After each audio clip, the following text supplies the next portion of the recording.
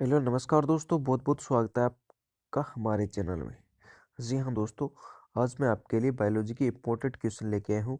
ठीक है, तो जिनका आपको आंसर देना है और आपको कमेंट बॉक्स में बताना है कि आपके कितने क्वेश्चन हैं वो सही हुए हैं। ठीक है, तो डेली मैं क्वेश्चन के वीडियो अपलोड करता हूँ।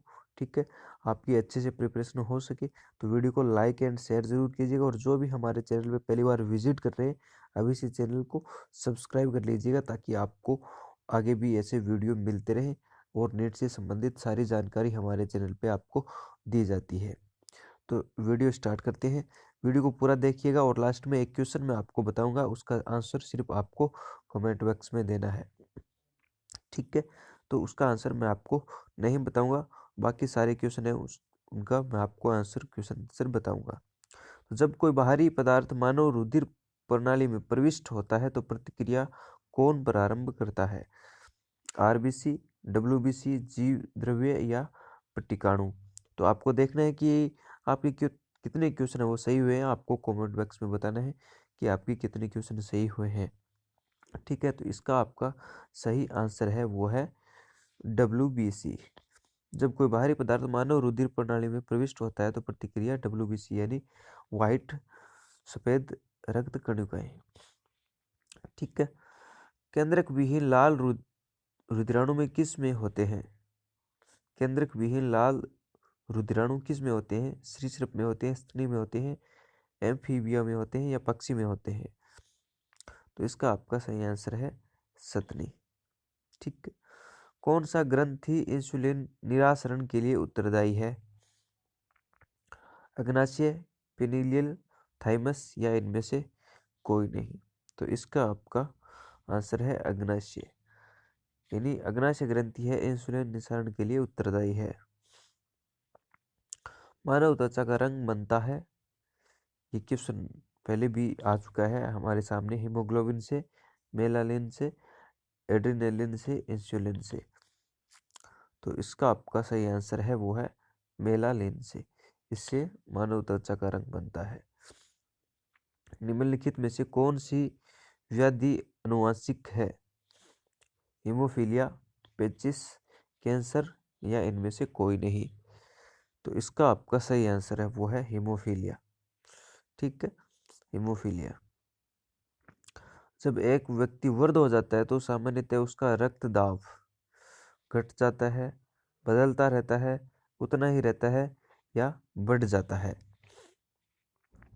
तो इसका आपका आंसर है यानी घट जाता है। जब एक व्यक्ति वृद्ध हो जाता है तो उसका सामान्यतः रक्त दाब है वो घट जाता है। प्रथम वियुक्त प्रतिजैविकी कौन सा था? टेरामाइसिन, पेनिसिलिन, नियोमाइसिन, इनमें से कोई नहीं? तो इसका आपका आंसर है पेनिसिलिन। निम्नलिखित में से किस कोशिका से इंसुलिन स्रावित होता है? अल्फा कोशिका, बीटा कोशिका, तांत्रिक कोशिका, डेल्टा कोशिका? तो इसका आपका आंसर है बीटा कोशिका। बीटा कोशिका से इंसुलिन स्रावित होता है। निम्नलिखित में से कौन सी ग्रंथि अश्रु स्रावित करती है? लेक्रिमल, अग्नाशय, अवट्टू, पीयूष? यानी आंसू आंसू कौन सी ग्रंथि है वो स्रावित करती है? लेक्रिमल ये ग्रंथि है वो आपकी आंसू स्रावित करती है।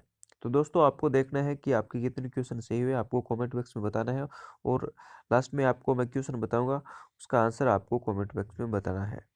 ये सबसे बढ़िया क्वेश्चन है जो लास्ट में आपको मैं बताने वाला हूँ, उसका आंसर आपको देना है। निम्न में से किस जंतु में अश्रु ग्रंथि नहीं होती है? यानी कौन से जंतु में आंसू ग्रंथि नहीं होती है? उसका आंसर है घड़ियाल। घड़ियाल जंतु है उसमें आंसू ग्रंथि नहीं होती है। मानव शरीर की किस ग्रंथि को मास्टर ग्रंथि कहा जाता है? मानव शरीर की किस ग्रंथि को मास्टर ग्रंथि कहा जाता है? तो इसका आपका आंसर है पीयूष।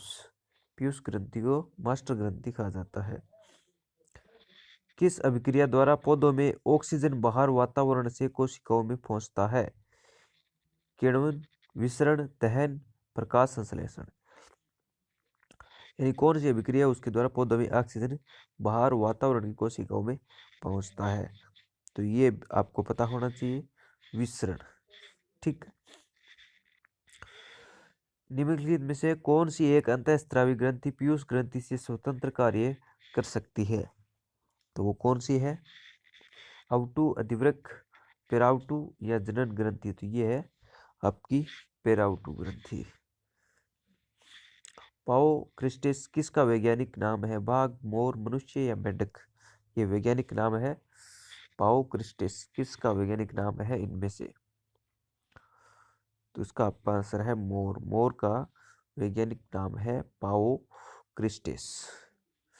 निम्नलिखित में से किसके कुसंक्रिया के कारण मानव शरीर में मिक्सिडिमा होता है? अधिवृक्क ग्रंथि, अवटु ग्रंथि, अग्नाशय ग्रंथि, यकृत? इसका आपका आंसर है अवटु ग्रंथि। ठीक है। नेक्स्ट क्वेश्चन, पौधों की आंतरिक संरचना का अध्ययन कहलाता है? आकारिकी, औतिकी, शारीरिकी, वर्गीकी? तो इसका आपका आंसर है शारीरिकी, यानी पौधों की आंतरिक संरचना का अध्ययन कहलाता है शारीरिकी।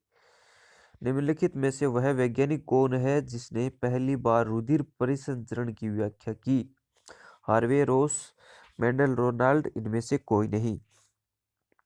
तो इसका आपका आंसर है हार्वे ने रुधिर परिसंचरण की व्याख्या की सबसे पहले। ठीक। जीवन रक्षक हार्मोन किस ग्रंथि से स्रावित होते हैं?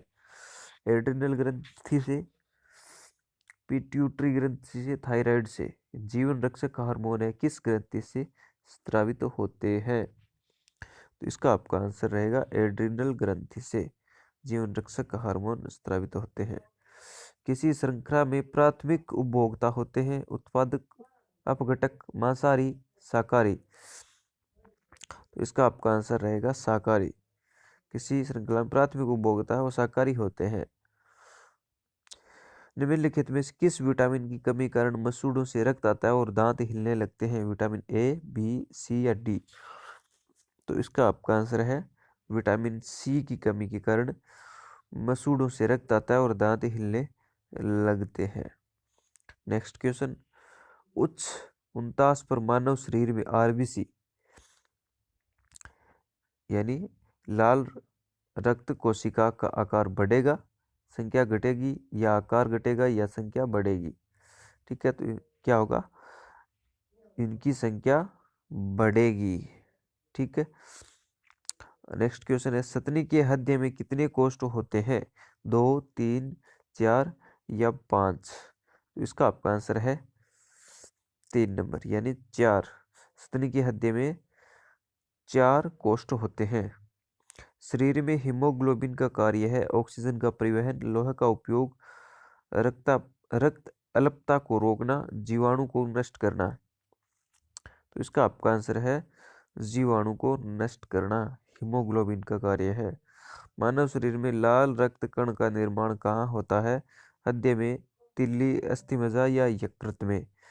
तो इसका आपका आंसर है 3 नंबर, अस्थिमज्जा। मानव शरीर में लाल रक्त का निर्माण अस्थिमज्जा में होता है। मानव का जैविक नाम है होमो इरेक्टस, होमो सेपियंस, होमो हेबिलिस? मानव का जैविक नाम क्या है? तो इसका आपका सही आंसर है होमो सेपियंस। ये मानव का जैविक नाम है। नेचुरल सिलेक्शन का सिद्धांत किसने बनाया है? Newton, Mendel, Darwin? Natural selection का सिद्धांत किसने बनाया? न्यूटन, मेंडल या डार्विन? तो इसका आपका आंसर है 3 नंबर, डार्विन। ठीक है, नेचुरल सिलेक्शन का सिद्धांत। ठीक है, तो ये आपके हो गए 26 क्वेश्चंस। अब आपको इस क्वेश्चन का कमेंट बॉक्स में जवाब देना है कि निम्न में से परितंत्र का अजीवीय घटक क्या है? कौन है परितंत्र का अजीवीय घटक? कौन है? जीवाणु है, मानव है, जल है या क्लोरेला? ठीक है, तो इन चारों में से सही ऑप्शन कौन सा है उसका आपको कमेंट बॉक्स में जवाब देना है। ठीक है, और वीडियो को लाइक एंड शेयर ज़रूर कीजिएगा ताकि आपको ऐसे ही वीडियो और मिलता रहे। चैनल को सब्सक्राइब कर लीजिएगा, ठीक है। नीट से संबंधित सारी जानकारी आपको हमारे चैनल पे मिलेगी और बायोलॉजी, केमिस्ट्री, फिजिक्स के सारे क्वेश्चन के वीडियो हमारे चैनल पे आपको मिलेंगे, ठीक है।